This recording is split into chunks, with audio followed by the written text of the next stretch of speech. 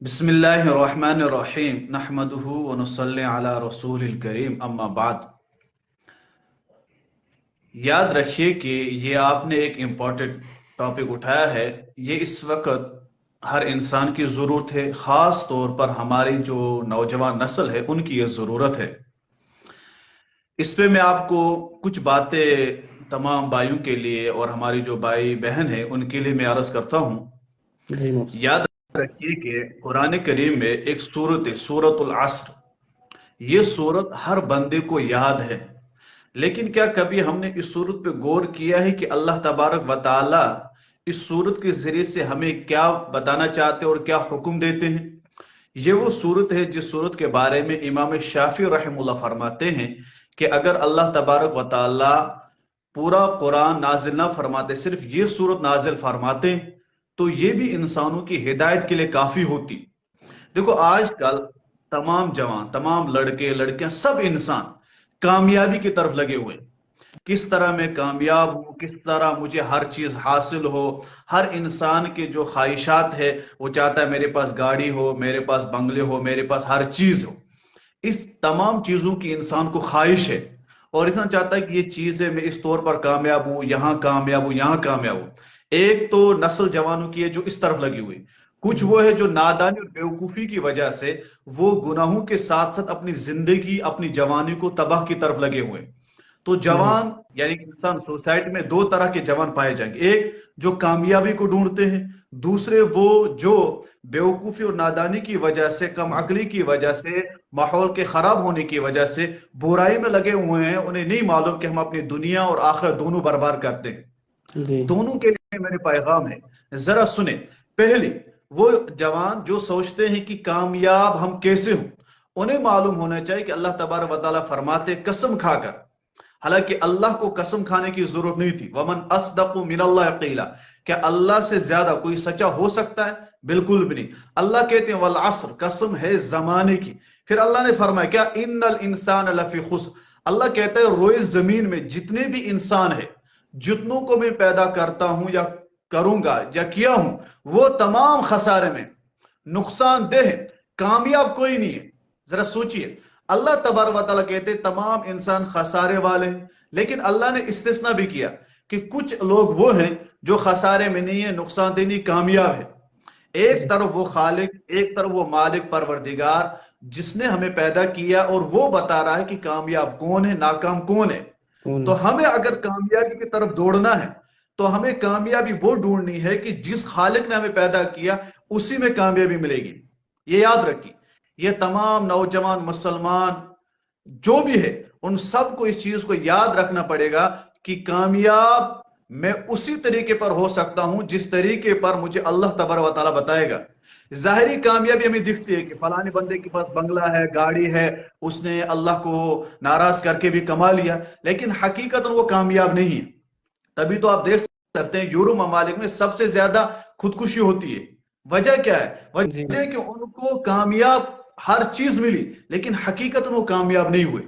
تو اللہ تبارک و تعالیٰ فرماتے ہیں والعصر، قسم زمانے کی، ان الانسان لفی خسر، تمام انسان خسارے میں۔ لیکن اللہ نے فرمایا کہ وہ بندہ کامیاب ہے جس کے اندر چار وصف ہو۔ نمبر ایک، الا الذین آمنوا، جو اللہ پر ایمان لائے، اللہ پر ایمان لائے، اللہ کے رسول پر ایمان لائے، اللہ کے احکامات پر ایمان لائے۔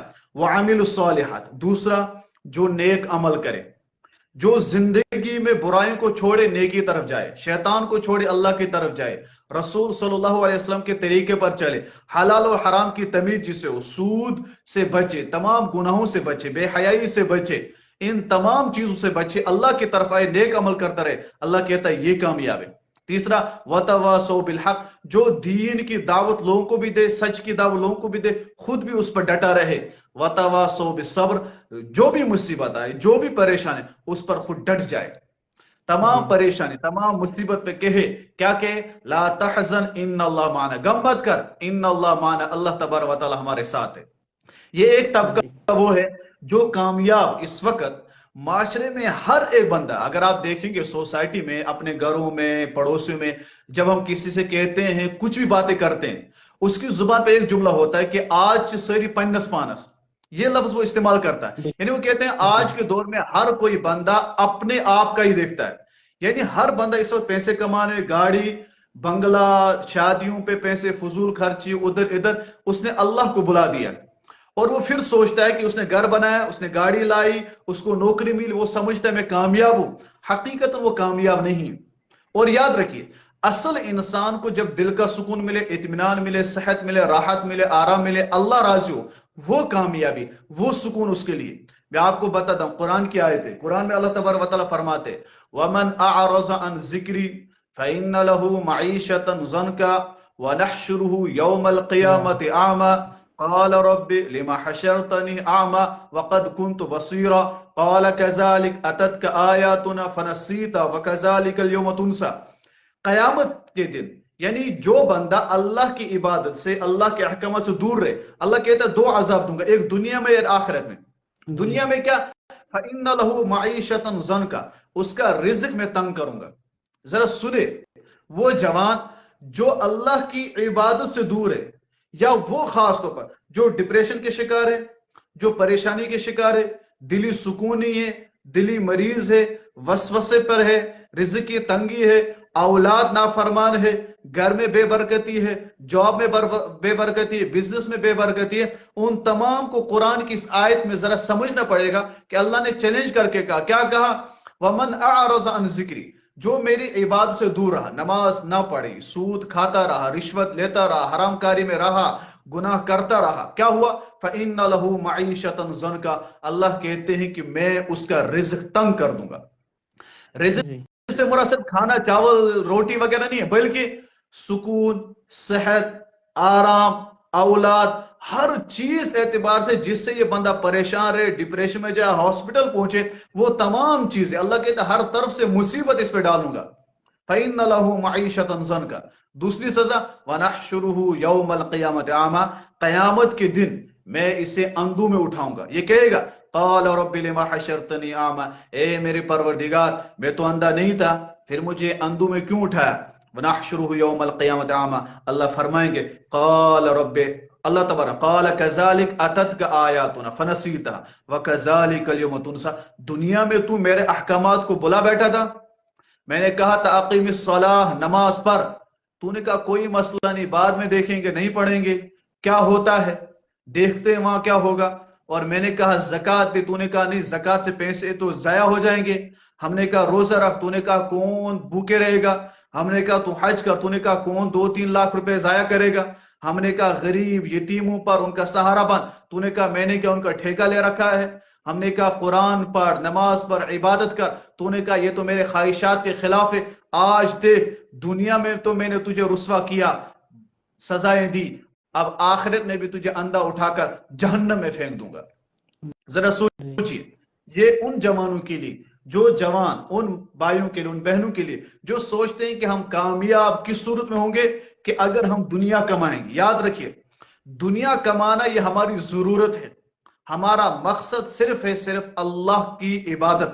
قرآن میں اللہ نے کہا وَمَا خَلَقْتُ الْجِنَّ وَالْإِنسَ إِلَّا لِيَعْبُدُونِ، یعنی عبادت مقصد ہے، گھر بنانا، شادیاں کرنا، نوکری ڈھونڈنا، پیسے کمانا، بینک بیلنس بنانا، یہ سب ضرورت ہے، مقصد ہے۔ ہم ناکام ہوئے، پریشان ہوئے، وجہ یہ ہے ہم نے مقصد کو ضرورت سمجھا اور ضرورت کو ہم نے مقصد بنا لیا۔ یہ ہماری سب سے بڑی غلطی اور سب سے بڑی بھول ہے۔ یا ان جوانوں کے لیے کہ جو سمجھتے ہیں کہ کامیاب صرف یہی چیز ہے۔ دیکھو اکثر جوان جو گھروں میں ہے جنہیں نوکری نہیں ملتی، وہ ڈپریشن میں شکار کیوں ہوتے ہیں؟ اس کی وجہ یہ ہے کہ وہ سمجھتے ہیں صبح سے شام تک مجھے کرنا کیا ہے۔ آخر کچھ لوگ یہ بھی سوچ رہے تھے آخر ہمیں کرنا کیا ہے۔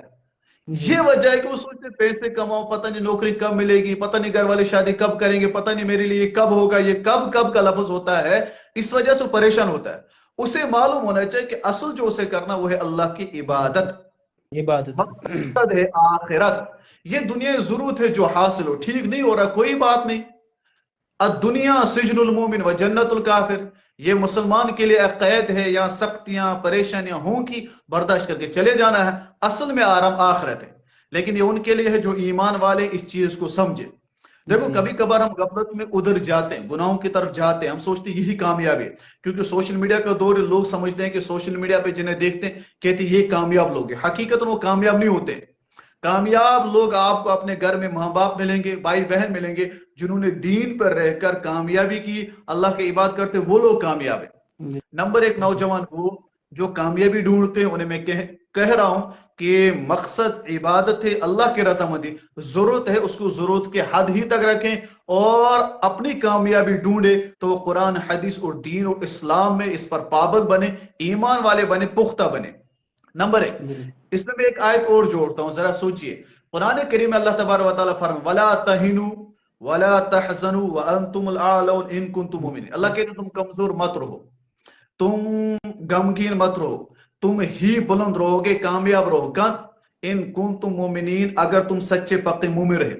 यानी अगर हम इस वक्त गमज़दा है, परेशान है, मुसीबत ज़्यादा है, हम पर मुसीबतें आ रही है, हर तरफ से बातिल ताकतें मुसलमानों को दबा रहे हैं, इसकी वजह अगर हम बुलंद नहीं है, अल्लाह ने कहा तुम बुलंद होगे रहोगे, अगर नहीं है इस वजह से कि हम मोमिन नहीं है, तो सबसे पहले हमें पक्का और सच्चा मोमिन बनना है, इंशाअल्लाह सुम्मा इंशाअल्लाह। बिल्कुल।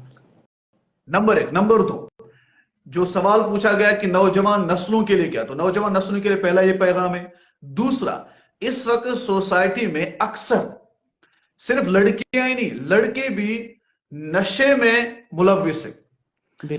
इस वक्त अगर देखा जाएगा तो हमारे नौजवान तकरीबन 90% नशे में, ड्रग्स में, चरस पिएंगे, सिगरेट वगैरह, शराब में, लड़कियां तक इन नशों में इस वक्त मुलव्विस हो चुकी हैं। इसके लिए क्या करना, सबसे पहले जिसके दिल में ईमान हो, अल्लाह का खौफ हो, वो इस चीज को समझ सकता है कि अल्लाह तबारक व तआला ने नशा ये हराम कर दिया।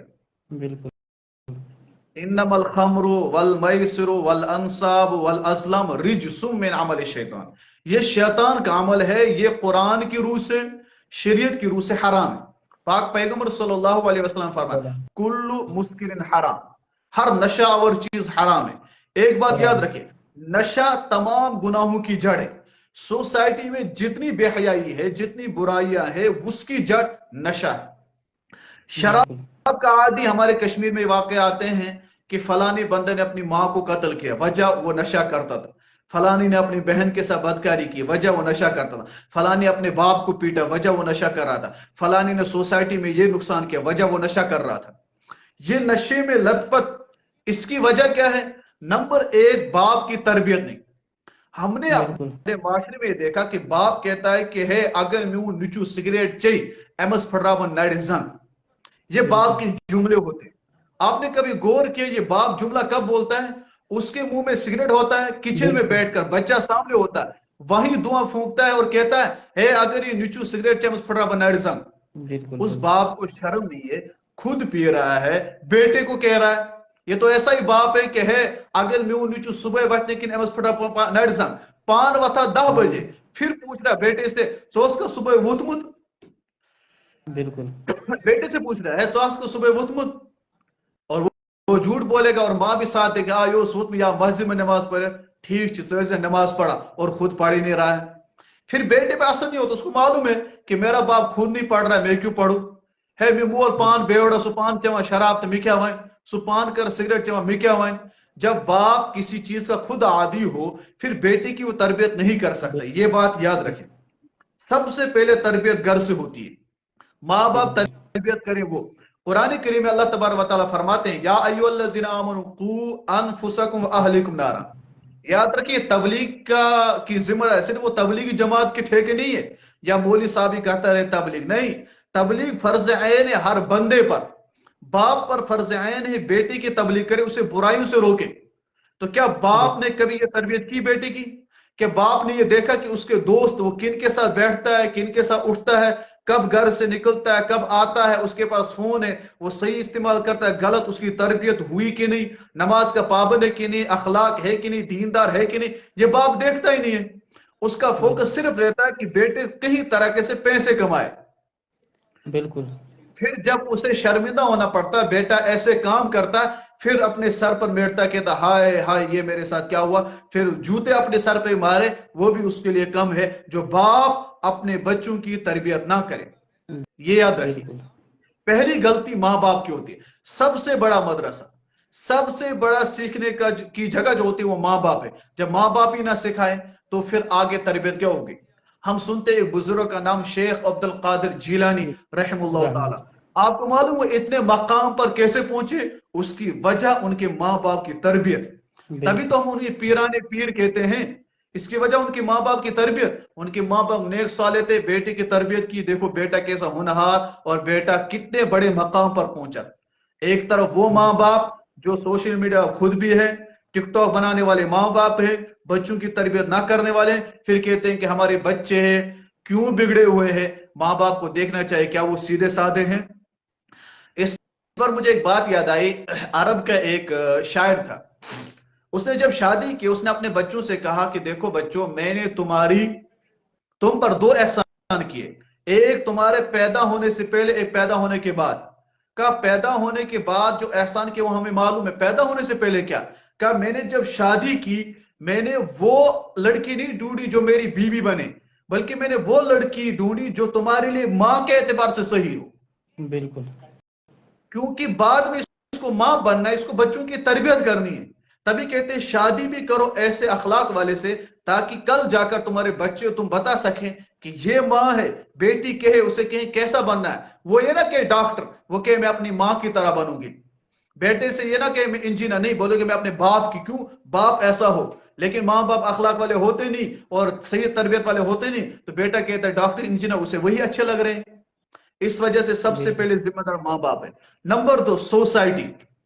سوسائٹی کے جو بھی ذمہ داران ہیں، علماء ہو، ائمہ ہو، سرپنچ ہو، نمبردار ہو، ایم ایل اے ہو، کوئی بھی ہو، وہ اس کا ذمہ دار ہے. وہ دیکھے کہ سوسائٹی میں کیا اس طرح کی ایکٹیویٹی تو نہیں ہو رہی ہے، کیا نوجوان نشے میں لت پت تو نہیں ہے، آخر کیا وجہ ہے، کون سی چیز انہیں نشے میں لے رہی ہے.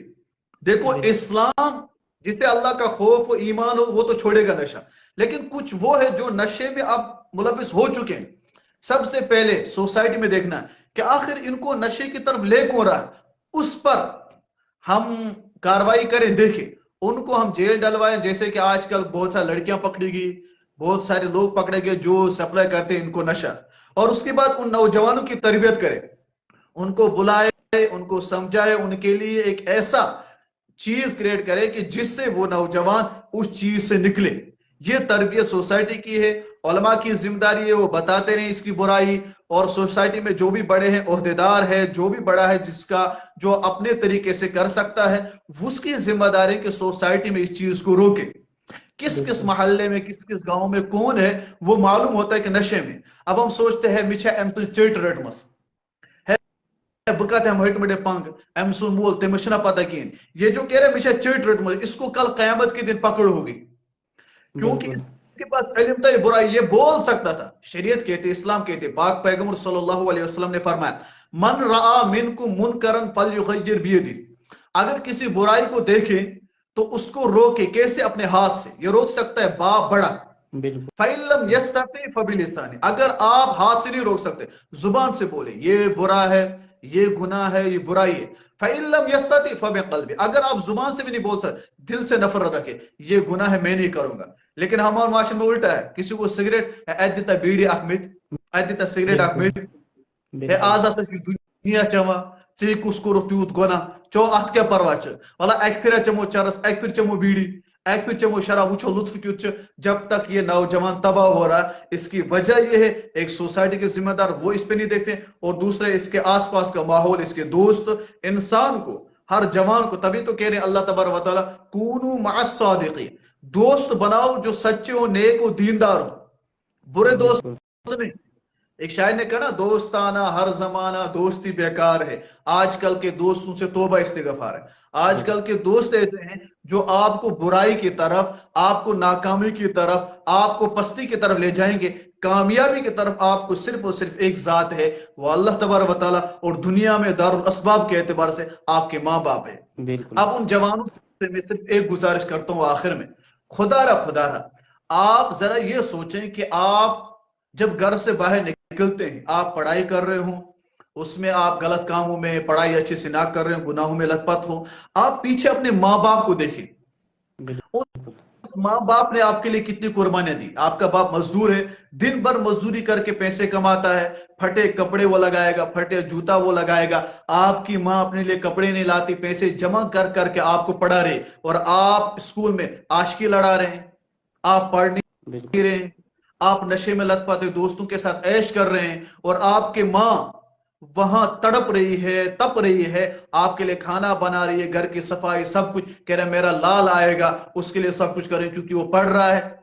आपका बाप लोगों के घर पे मजदूरी कर करके उनके दरवाजे पर हर दिन दस्तखत दे देकर, ताकि वो लोग उसे उसकी मुआवजा दे, उसका तनख्वाह दे, ताकि वो अपने बेटे के लिए फीस भर सके, उसके लिए किताबें ला सके, उसकी वर्दी ला सके, और ये बेट अय्याश बन चुका है। क्या जवानों बिल्कुल को इतना भी एहसास नहीं, जवान लड़के और लड़कियां इतना एहसास नहीं कि हमारे माँ बाप हमारे लिए कितनी कुर्बानियां दे रहे हैं? याद रखो, बिल्कुल तुम इस सोसाइटी के एक कीमती सरमाया हो, तुम्हारी जरूरत है, हमारे डॉक्टरों की जरूरत है, इंजीनियर की जरूरत है, हर चीज की जरूरत है। लेकिन अफसोस है, हमारे इलाके में 2 लड़के मदारिस पढ़ते हैं, 100 लड़के अगर स्कूल पढ़ते हैं तो हमें डॉक्टर एक मिलेगा, इंजीनियर एक मिलेगा, पीएचडी बिल्कुल स्कॉलर या ग्रेजुएशन करके 1-2 मिलते हैं। बाकी नौजवान करते हैं क्या है स्कूलों में? या तो आशिकी बिल्कुल लड़ाएंगे या नशे में लत पर अपनी जवानी तबाह करते हैं। ये वो बिल्कुल लोग हैं जिन्हें मालूम नहीं होता हमारा मकसद क्या है। इस वजह बिल्कुल से खुदा समझे, हमारा मकसद अल्लाह को रजामंदी है, अल्लाह की बिल्कुल इबादत करना है, ये जरूरी है। बिल्कुल हमारी जरूरत जो दुनिया एतबार से उनको कमाना है, हमें अल्लाह का भी ख्याल रखना है, अल्लाह के रसूल का भी ख्याल रखना, अपने माँ बाप का, फिर अपनी जवानी, अपनी सेहत, अपने करियर का, इन तमाम का ख्याल रखना है। ये सब चीजें मिला के हमें सिर्फ एक चीज दे सकती है, वो है दीन इस्लाम। बिल्कुल लेकिन या अय्युहल्लज़ीना आमनु उदखुलू फिस्सिल्मि काफ़ा, ये तब मिल सकती है जब इस्लाम में हम मुकम्मल दाखिल हो। अगर दाखिल अदना से भी होता है कि हमने चाहा कोई बात नहीं, आधा ये लेते आधा ये लेते हैं, कोई बात नहीं, आज नहीं पढ़ेंगे कल देखेंगे, फिर हम कामयाबी की तरफ, वो मकसद सुकून इत्मीनान हमें हासिल नहीं हो सकता, फिर हमारी नस्ल तबाही रहेगी, फिर अल्लाह की तरफ से रहमत और बरकतें हम पर नाजिल नहीं होगी, वरना अजाब ही आता रहेगा जब तक इस कौम का नौजवान नहीं सुधरेगा। नौजवानों बिल्कुल को चाहिए कि अपने आप को भी सुधारें और अपनी सोसाइटी में दूसरों को भी सुधारें। लेकिन बिल्कुल अफसोस है कि इस वक्त का नौजवान खुद बिगड़ा हुआ है और सोसाइटी में भी फसाद मचा रहा है। इंशाल्लाह उम्मीद है कि हम खुद